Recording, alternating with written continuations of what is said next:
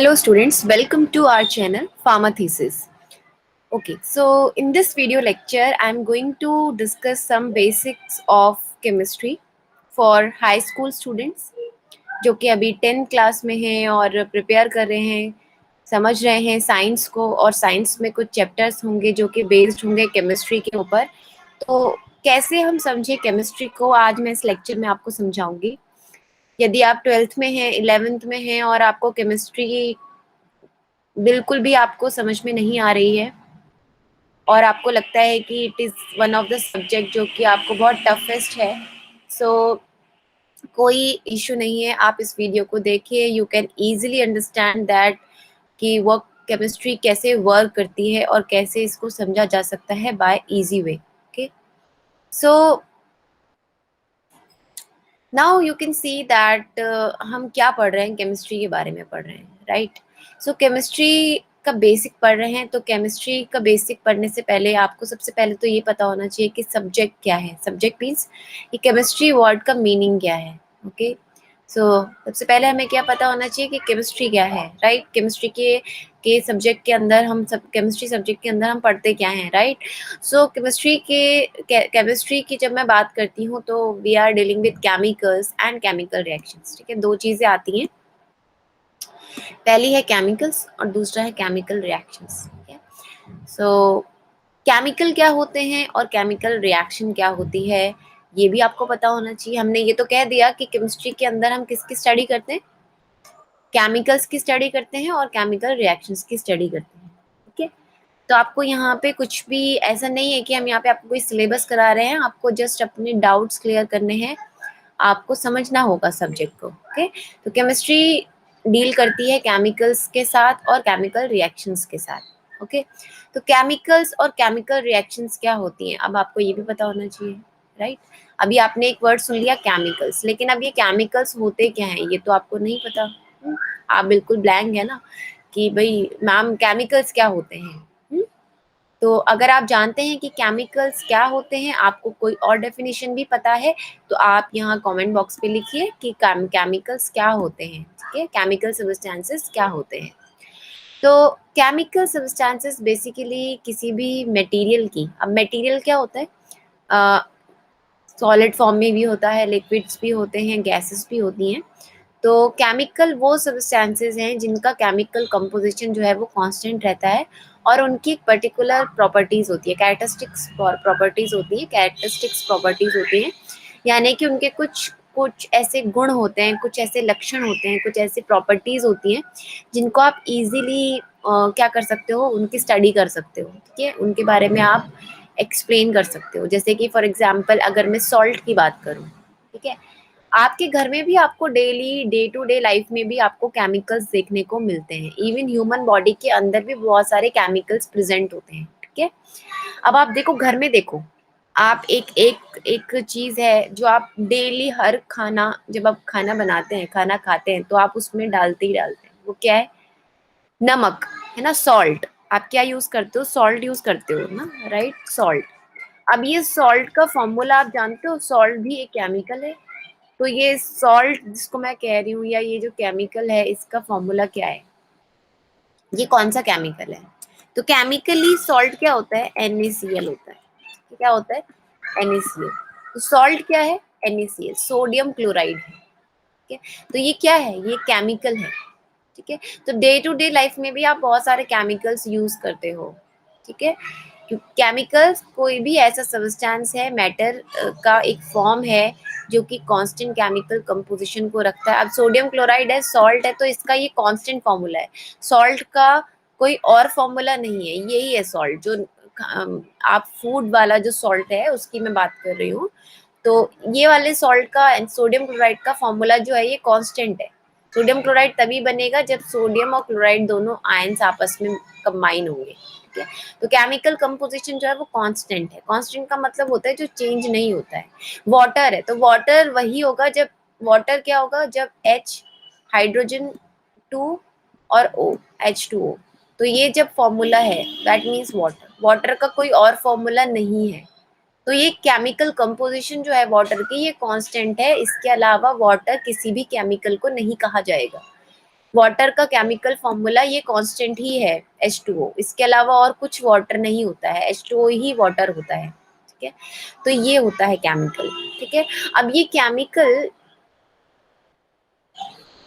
आप समझ गए कि केमिकल क्या होता है, राइट ना। अब हमें ये समझना होगा कि ये केमिकल नेचर में किस किस फॉर्म में प्रेजेंट होता है। ठीक है, तो एटम्स होते हैं, एलिमेंट होता है, मॉलिक्यूल्स होते हैं, कंपाउंड्स होते हैं, right. Atom, element, molecule and compound, चार चीजें हैं यहाँ पर। Atom, element, molecule and compound. Now what is atom? Atom क्या होता है? ठीक है, आप जब भी हम केमिस्ट्री स्टार्ट करते हैं तो सबसे पहले हमें एटम पता होना चाहिए, एलिमेंट की डेफिनेशन पता होनी चाहिए, मॉलिक्यूल की डेफिनेशन पता होनी चाहिए और कंपाउंड की डेफिनेशन हमें पता होनी चाहिए। ये चार चीजें हमें पता होनी चाहिए क्या होती हैं। ठीक है, तो एटम किसको कहेंगे हम? अब एटम कोई भी वो चीज जो कि किसी भी सबस्टेंस की वो सबसे छोटी यूनिट को हम कहते हैं एटम। जैसे कि आप ऐसे समझिए कि जैसे आप बायोलॉजी जब हम पढ़ते हैं तो बायोलॉजी में हम पढ़ते हैं ह्यूमन बॉडी के बारे में, राइट। तो ह्यूमन बॉडी में सबसे छोटी यूनिट क्या होती है? सेल होती है। तो ऐसे ही नॉन लिविंग थिंग्स में, मटेरियल में, सब्सटेंस में, चाहे वो सॉलिड है, चाहे लिक्विड है, चाहे कोई गैस है, उनमें जो सबसे छोटी यूनिट रहेगी वो एटम कहलाता है।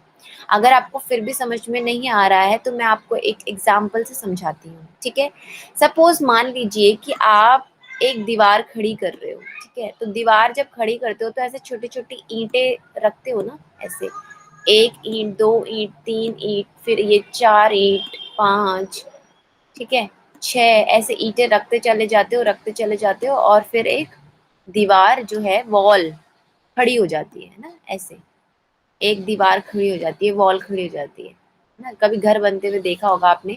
तो कैसे बनता है? एक एक ईंट को ऐसे रखा जाता है एक के ऊपर एक, ऐसे यूं ब्रिक को, और ऐसे वॉल को खड़ा करा जाता है। ठीक है, ऐसे ऐसे वॉल बनाई जाती है। तो अब ये जो वॉल है ये कैसे बनी? एक ईंट रखी आपने, उसके ऊपर दूसरी ईंट रखी, तीसरी, चौथी, पांचवी, ऐसे ऐसे करके आप रखते चले गए ना, तो एक पूरी वॉल खड़ी हुई है। तो ऐसे ही ये एटम है। एटम को यहाँ पे आप इस ईंट यानी कि ब्रिक समझिए। ठीक है, तो बार बार एटम के रिपीट होने से फिर आगे चीजें बनती हैं। ठीक है, तो एटम क्या है? ये सबसे फर्स्ट यूनिट है, जो ये ईंट जो है, इकाई, यूनिट, उसको कहते हैं एटम। ठीक है, तो एटम क्या है? स्मॉलेस्ट यूनिट है एलिमेंट की। ठीक है, किसी भी एलिमेंट की स्मॉलेस्ट यूनिट को क्या कहते हैं? एटम कहते हैं।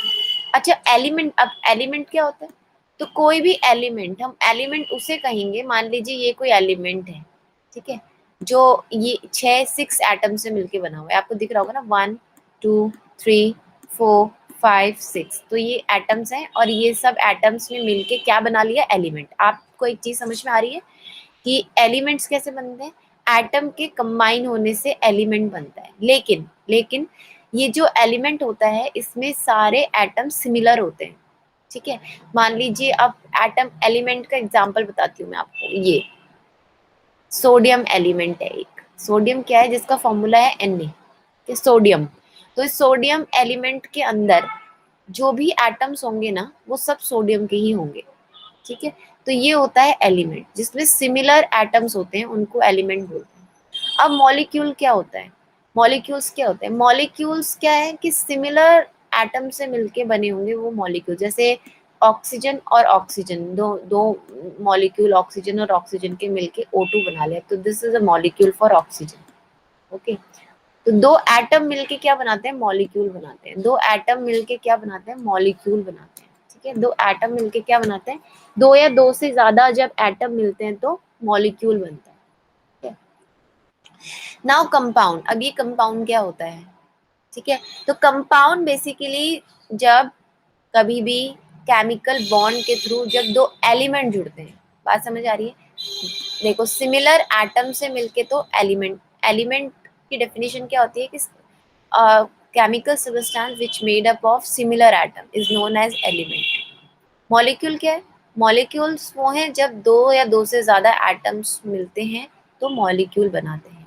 ठीक है, अब कंपाउंड क्या है? Compound more than one element जब आपस में मिलते हैं, एलिमेंट जब मिलते हैं, ओके, तो कंपाउंड बनता है। जैसे कि फॉर एग्जांपल, एक आपने एलिमेंट ले लिया सोडियम और दूसरा एलिमेंट ले लिया मैंने क्लोराइड, Cl, क्लोरीन ले लिया, Cl ले लिया, तो ये दोनों मिलेंगे, दोनों एक बॉन्ड बनाएंगे और सोडियम क्लोराइड बन जाएगा। तो ये एलिमेंट नहीं है अब, ना ये एटम है, ना ये मॉलिक्यूल है, ये क्या है, ये कंपाउंड है, क्योंकि इसमें दो एलिमेंट आपस में जुड़े हुए हैं एक बॉन्ड के थ्रू। तो ये क्या कहलाता है, ये कंपाउंड कहलाता है। ठीक है, तो ये कुछ डेफिनेशंस हैं एटम की, एलिमेंट की, मॉलिक्यूल की और कंपाउंड की। अब अब आपने एक वर्ड सुना होगा आयंस। ठीक है, तो अब ये आयंस क्या होते हैं, ठीक है, तो ये भी आपको पता होना चाहिए। ठीक है, ये एटम, एलिमेंट, मॉलिक्यूल, कंपाउंड के अलावा आपको क्या पता होना चाहिए कि आयंस क्या होते हैं। तो आयन जैसे आपने देखा होगा, सोडियम पॉजिटिव, के positive, Ca2 positive, Al3 positive, Ba2 positive, Cl negative. अब ये ही आयन्स होते हैं। आयन्स क्यों, क्योंकि उनके ऊपर आयन है ना, चार्ज लगा हुआ है। लेकिन क्वेश्चन ये होता उठता है कि ये आयन्स किसी पे पॉजिटिव लगा हुआ है आप देख रहे हो और इस पे नेगेटिव लगा हुआ है, किसी पे सिर्फ एक सिंगल आयन लगा हुआ है, किसी पे टू आयन्स लगे हुए हैं, टू पॉजिटिव आयन लगा हुआ है, किसी पे थ्री पॉजिटिव आयन है।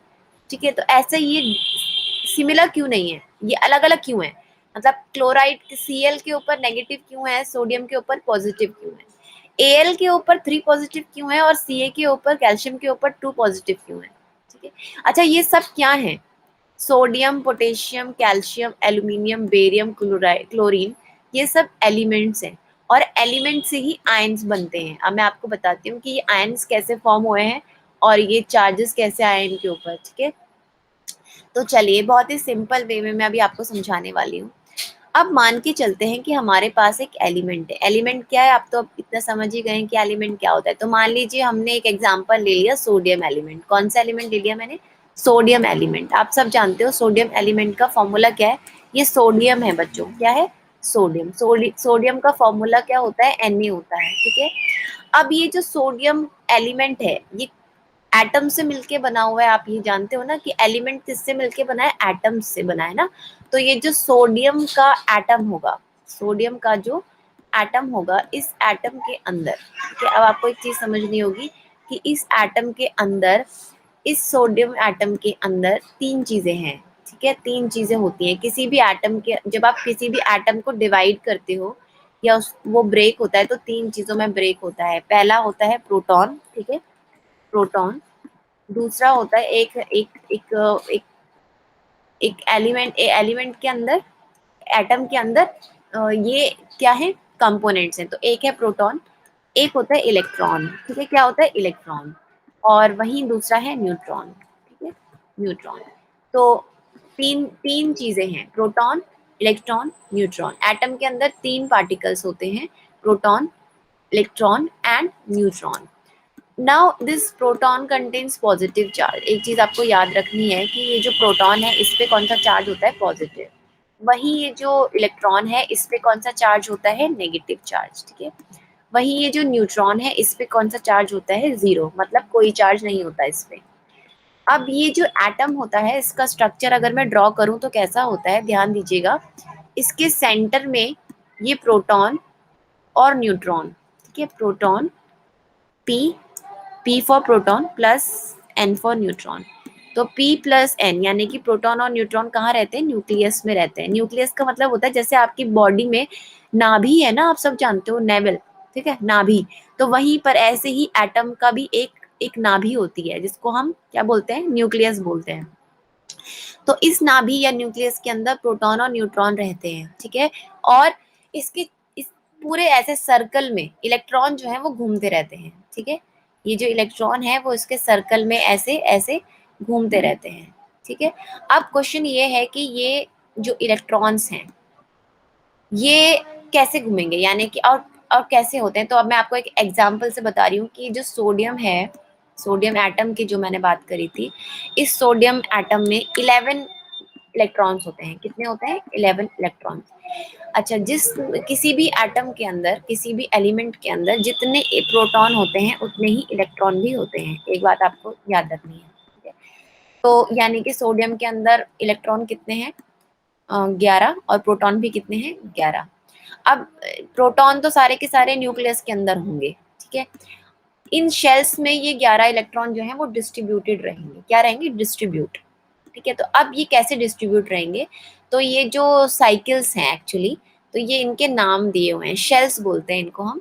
तो इनके नाम्स होते हैं, तो पहले नेम्स होते हैं, तो पहली वाली शेल का नेम के, दूसरी वाली शेल का नेम एल, ठीक है। ऐसे ही थर्ड शेल होगी उसका के एल एम शेल, ठीक है। फोर्थ शेल होगी उसका एन, के एल एम एन, ऐसे शेल्स होती हैं, ठीक है। तो के एल एम एन, ठीक है। तो इन शेल्स में अब इन इलेक्ट्रॉन्स को फिल होना है।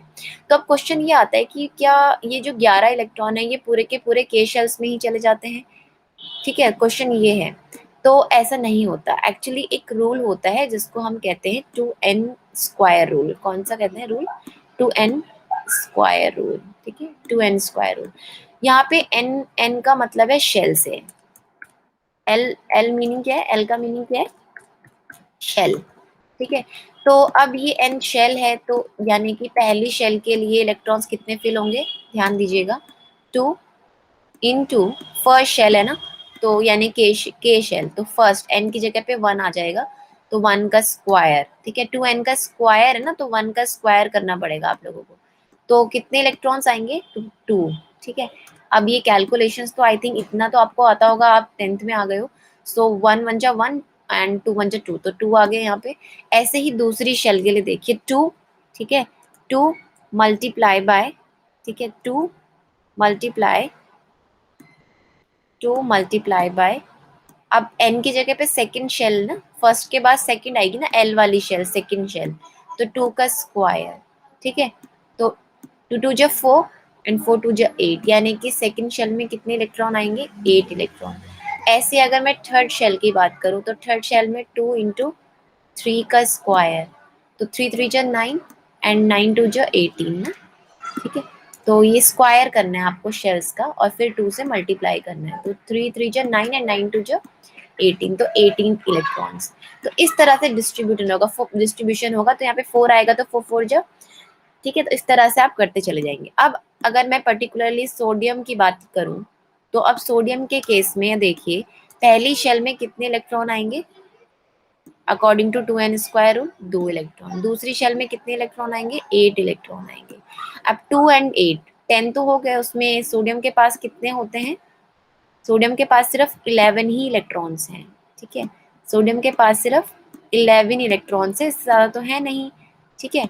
तो अब ये जो 11 ई फॉर इलेक्ट्रॉन्स, ठीक है, तो ये जो 11 इलेक्ट्रॉन्स सोडियम के पास हैं, तो 2 तो के शेल में आ जाएंगे, 8 आ जाएंगे एल शेल में, तो कितने बचे, देखिए 2 पहली शेल में, 2 दूसरी शेल में 8, और बचे कितने, अब 2 एंड 8 10 हो गए, अब 1 ही तो बचा।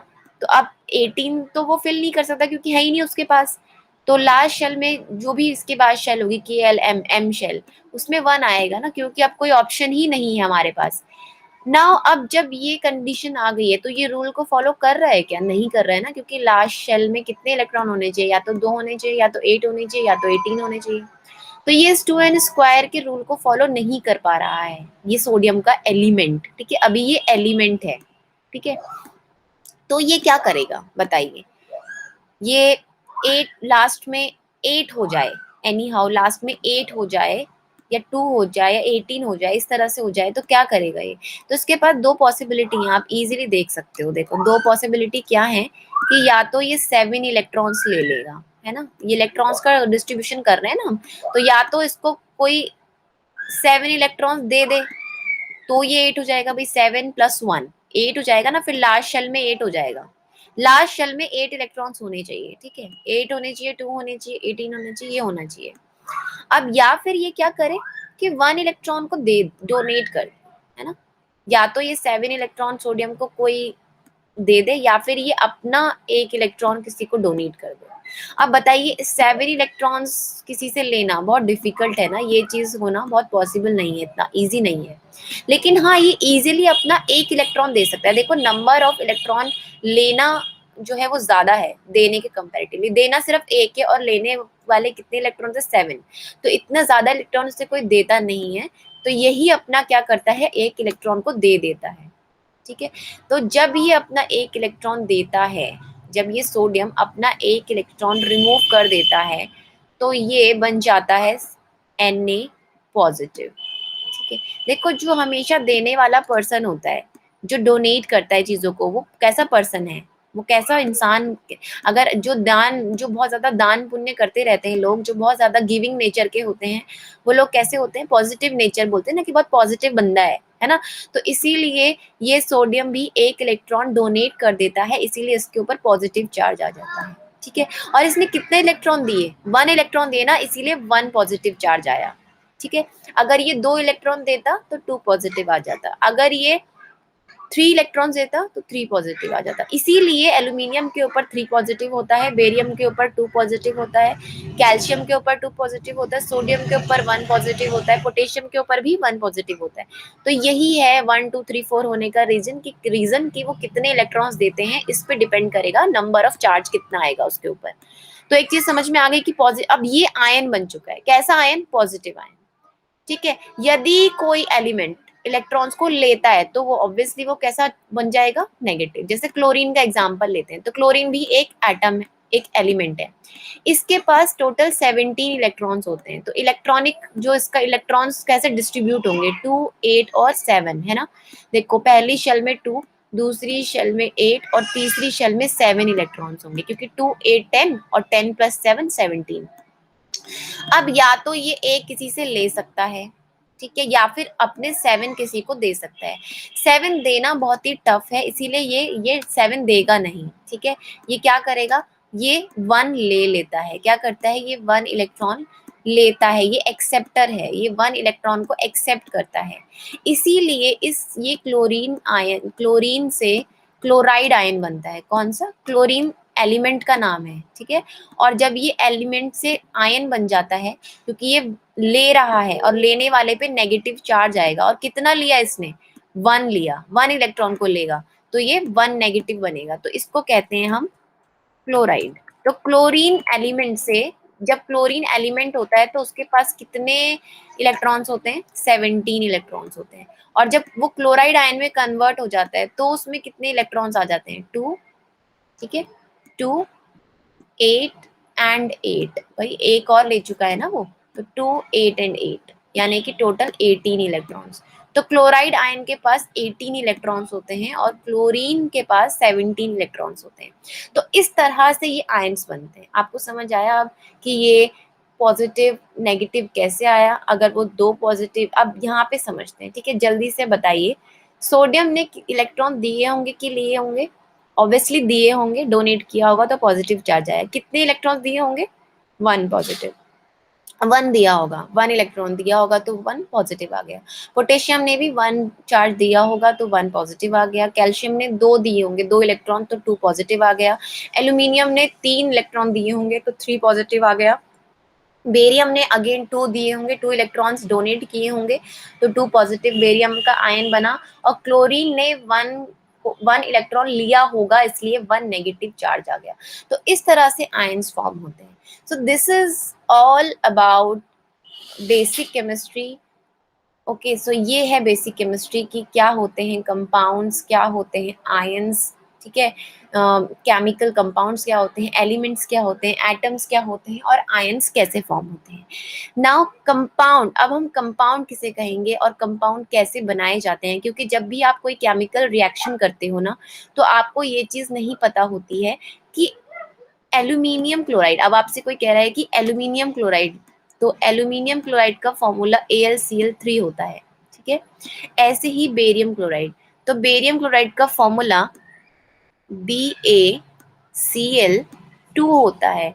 तो ये कंपाउंड्स हैं। अब ये कंपाउंड्स कैसे फॉर्म होते हैं, ठीक है, सोडियम क्लोराइड, सोडियम क्लोराइड का फॉर्मूला NaCl होता है। तो ये क्या है, ये कंपाउंड्स हैं। आपको एक चीज तो समझ में आ गई है कि एल्यूमिनियम अगर एज सच है तो वो एलिमेंट है, अगर वो उसके ऊपर आयन लगा है तो वो दैट मीन्स वो आयन है। कंपाउंड्स में जब ये एलिमेंट्स रहते हैं तो ये आयंस की फॉर्म में रहते हैं। ठीक है, क्योंकि ये जब इलेक्ट्रॉन्स को देते या लेते हैं या शेयरिंग करते हैं तभी ये कंपाउंड फॉर्म करते हैं ये एलिमेंट्स। ठीक है, अब ये कंपाउंड्स फॉर्म हुए कैसे, यानी कि अब मैं अगर एल्यूमिनियम क्लोराइड बोलूँ तो इसका फॉर्मूला AlCl3 ही क्यों है, बेरियम क्लोराइड बोल रही हूँ तो इसका फॉर्मूला BaCl2 क्यों है, BaCl3 क्यों नहीं है? सोडियम क्लोराइड बोल रही हूँ तो इसका फॉर्मूला NaCl क्यों है? ठीक है, तो ये कंपाउंड्स कैसे फॉर्म होते हैं, ये मैं सेपरेट वीडियो में आप लोगों को सिखाऊंगी। लेकिन इसके लिए हमारे वीडियो को शेयर करिए, मेरे चैनल को सब्सक्राइब करिए और मुझे कमेंट बॉक्स में लिखकर बताइए कि आपको ये वीडियो कैसा लगा। Thank you so much.